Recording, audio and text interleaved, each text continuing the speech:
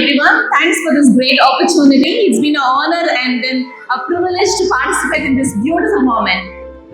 It's like a gathering. எப்படி இருக்குன்னா ஒரு திருவிழா மாதிரி இருக்குல்ல.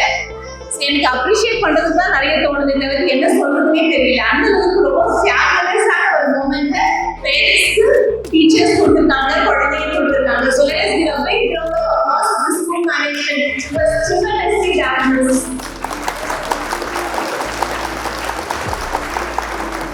So I sincerely thank the sister Stella, the principal of the school, and the sister Immaculate, teaching in charge of the last quarter of the school, the sister Jessica, and all the other SM sisters, and my lovely teachers, who without their hard work and effort, this program would have been possible at all, and the little children and my dear parents. Thanks for the opportunity. Richard Branson அப்படின்னு ஒருத்தர். இவர் வந்து ரொம்ப பெரிய business magnate actually. He owns a lot of business. He is of 76 years old. It's a Britain-based person. Britain இருக்காரு, ரொம்ப நிறைய business பண்றாரு, நிறைய பணம் பண்றாரு, நிறைய ஒர்க் பண்றாரு. அவர்கிட்ட வந்து கேட்டாங்களா, உங்களுக்கு ஒரு ஆப்பர்ச்சுனிட்டி கிடைச்சா நீங்க என்ன பண்ணுவீங்க அப்படின்னு சொல்லிட்டு. அதுக்கு அவர் சொன்னாரா, if I am given an opportunity, it's an amazing opportunity. I இருக்குது அப்படின்னா, if I do not know அதை எப்படி செய்யணும்னு எனக்கு தெரியலனா கூட, I will say yes. I will say yes and then I will learn it. Anytime in life I can learn. எப்பனாலும் நான் படிச்சுக்குவேன். ஆனா முதல்ல ஒரு ஆப்பர்ச்சுனிட்டி yes கரெக்டா இருந்தது அப்படின்னா நான் எஸ்ன்னு சொல்லுவேன். அதாவது வாய்ப்புகளை பயன்படுத்துகின்ற கலையை நான் கற்று வைத்திருக்கிறேன் அப்படின்னு சொன்னாங்க. இப்போ இந்த எஸ்என்எஸ்எம் சிஸ்டர்ஸ் கூட பாத்தீங்கன்னா இவங்களுடைய ஃபவுண்டர் பேர் ரெவரண்ட் ஃபாதர் ஜான் கோட்டாரா. அவர் வந்து 1947 தான் ஆர்டைன் ஆயிருக்காரு, ஃபாதர் ஆயிருக்காரு. 1947 போட்டா 74 இல்ல, கிட்டத்தட்ட 27 இயர்ஸ்லயே வந்து இந்த எஸ்என்எஸ் அப்படின்ற ஆர்கனைசேஷன் அண்ட் ஃபவுண்டேஷன் அவர் ஆரம்பிச்சிருக்காரு. 27 வருஷம் ஃப்ரீஸ்டா. அவர்கிட்ட நம்ம ரொம்ப கவனிக்க வேண்டிய விஷயங்கள், பற்றி தெரிஞ்சுக்க வேண்டிய விஷயங்கள் நிறைய. அதாவது அவரோட ஆப்பர்ச்சுனிட்டி எஸ் சொல்லியிருக்காரு, கடவுளுடைய காலுக்கு எஸ் சொல்லியிருக்காரு.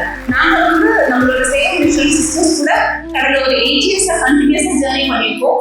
And it's a God's given opportunity. I was able to work all the schools. இவங்களோட ஸ்கூல்ஸ் எல்லாம் எங்க இருக்கும் அப்படின்னு பாத்தீங்கன்னா, எங்கெல்லாம் வந்து downtrodden, underprivileged people இருப்பாங்க. இப்போ கொஞ்சம் டெவலப் ஆயிருக்க எல்லா ஏரியாவும், இப்போ மணலி, மீஞ்சூர், பொன்னேரி, தேவக்கோட்டை, இந்த மாதிரி இங்கெல்லாம் வந்து மக்களுக்கு உண்மையிலே ஆப்பர்ச்சுனிட்டி தேவை, எஜுகேஷன் தேவை, கல்வி மூலியமா எங்களுக்கு வந்து மாற்றங்கள் நடக்க போகுது அப்படின்ற இடத்தையே ஐடென்டிஃபை பண்ணி அந்த இடத்துல இருக்க குழந்தைகளுக்கு எஜுகேஷன் கொடுக்கறதுக்காக வாஸ்டா டிராவல் பண்ணி எவ்வளவோ ஸ்ட்ரெஸ், எவ்வளவோ பிரச்சனைகள் எல்லாம் சந்திச்சு அவருடைய விஷனை அப்படியே அடுத்த ஜெனரேஷன் சிஸ்டர்ஸ்க்கு இப்போ மதர் ஜெனரலா இருக்கிற sister Sheena and sister Jessie Thomas and all the other sisters, what wonderful sisters they are. இவங்க கூட எல்லாம் ஒர்க் பண்றது ஒரு ப்ரிவிலேஜ். இவங்க ஒர்க் பண்ற ஸ்கூல்ல உங்க குழந்தைங்க படிக்க வைக்கிறது ஒரு பெரிய ஆப்பர்ச்சுனிட்டியை நான் பார்ப்பேன். ஏன் அப்படின்னு சொன்னா, அதாவது குழந்தைங்களுடைய இன்னர் பொட்டன்ஷியல், ஒரு குழந்தைக்கு இதுதான் முடியும் இதுதான் முடியாது அப்படின்னு சொல்லி டிசைட் பண்ணாம அந்த குழந்தைக்கு எதெல்லாம் முடியுமோ அதெல்லாம் வந்து ரைட் ஃப்ரம் தி பிகினிங் ரொம்ப சிறப்பாக சொல்லி கொடுத்துருக்காங்க. இப்போ பாருங்க, இது கிராஜுவேஷன் டே மாதிரியா இருக்கு. இந்த டே பார்த்தா ஏதோ ஃபேர்வெல் பார்ட்டி மாதிரி.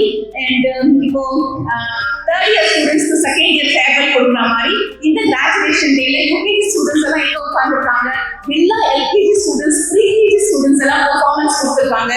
சச் a lengthy performance பண்ணல. குட்டி குட்டி டான்ஸ் பாடி டான்ஸ் ஆடி நான் பார்த்துட்டேன். எவ்வளவு லென்த்தியா, ரொம்ப லாங், அவ்வளோ ஸ்டெப்ஸ் அப்படி எவ்வளோ ஞாபகம் வச்சிருக்காங்க, அவ்வளோ ஸ்டெப்ஸ் எப்படி ரிதமிக்கா போடுறாங்க. இதெல்லாம் வச்சு பார்க்கும்போது எவ்வளோ ட்ரெயினிங் ரொம்ப பெஸ்டா இருந்திருக்கு அப்படின்னு சொல்லி நம்மளால உணர முடியுது. அதாவது ஒரு குழந்தை நல்லா ஆடிச்சுன்னா அந்த பாப்பாவை நடுவில் உட்காந்து ஆட வச்சுட்டு சுத்தி இருக்கிற மற்ற குழந்தைங்களை வந்து அப்படியே தள்ளி தள்ளி வைப்பாங்க. ஸோ இந்த குழந்தைய பார்த்து காப்பி பண்ணுவாங்க. இப்போ ஜென்ரலா இங்க பாத்தீங்கன்னா யாரும் நடுவில் போடுறதுமே தெரியல. அந்த அளவுக்கு ரொம்ப எக்ஸாம்பிளிஃபைடு பெர்ஃபார்மன்ஸ். ஸோ எல்லா குட்டீஸும் ரொம்ப நல்லா டான்ஸ் ஆனாங்க. இவ்வளோ அழகான பெர்ஃபார்மன்ஸ் கொடுத்த டீச்சர்ஸ் ஒரு பெரிய கைத்தறி கொடுக்கலாமா?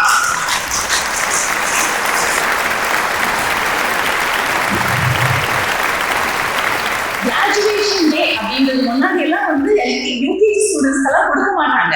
2010 கிராஜுவேஷன் டே வந்து ரொம்ப பாப்புலர் ஆயிடுச்சு. இந்த கிராஜுவேஷன் டே பாப்புலர் ஆக்குறதுக்கு ஒரு 3 ரீசன் தான்.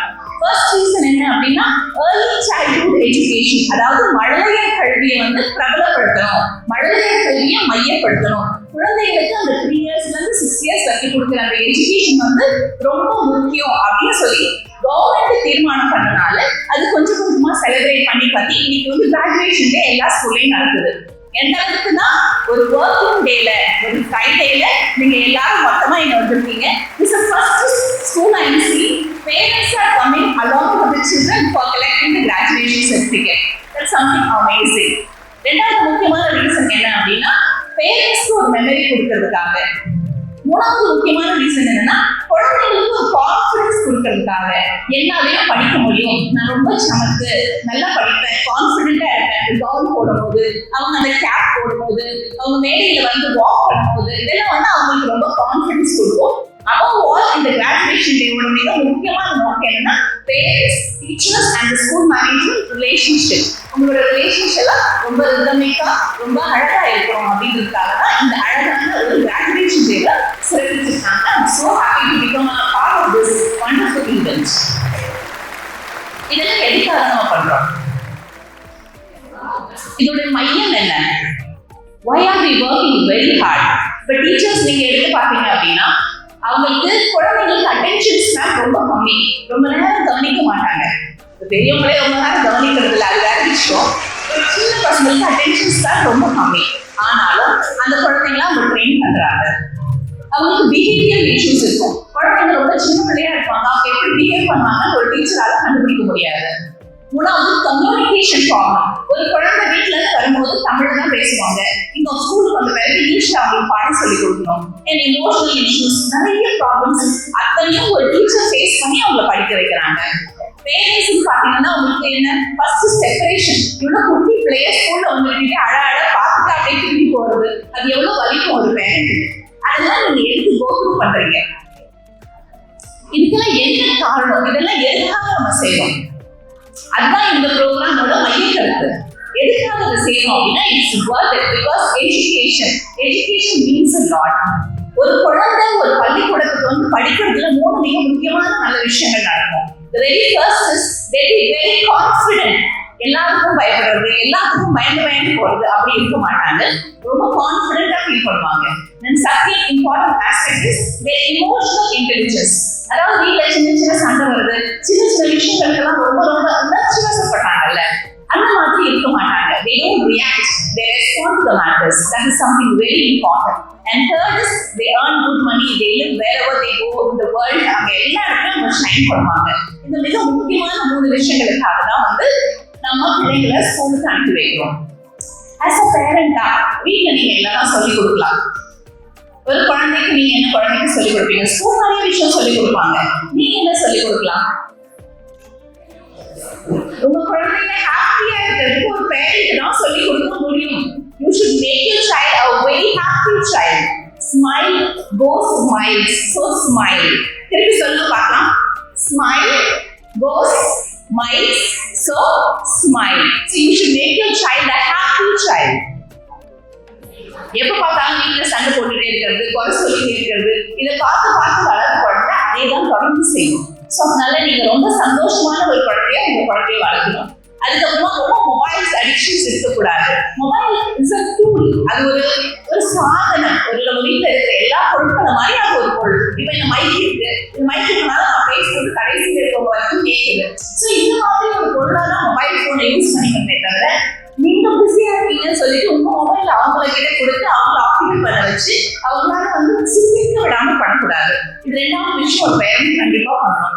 மூணாவது unconditional love. So you have to love your child unconditionally, no matter what. அந்த குழந்தை நீங்க எதிர்பார்க்கிற எல்லா குணாதிசயங்களோட வளர்க்கிறது அவங்க ரோபோட்ஸ் கிடையாது, they are your children. So you should always love them unconditionally.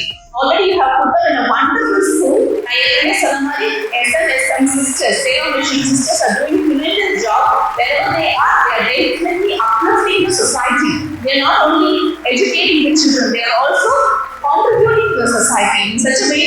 We are very grateful and honored and a privilege to be a part of this school, and thanks for the wonderful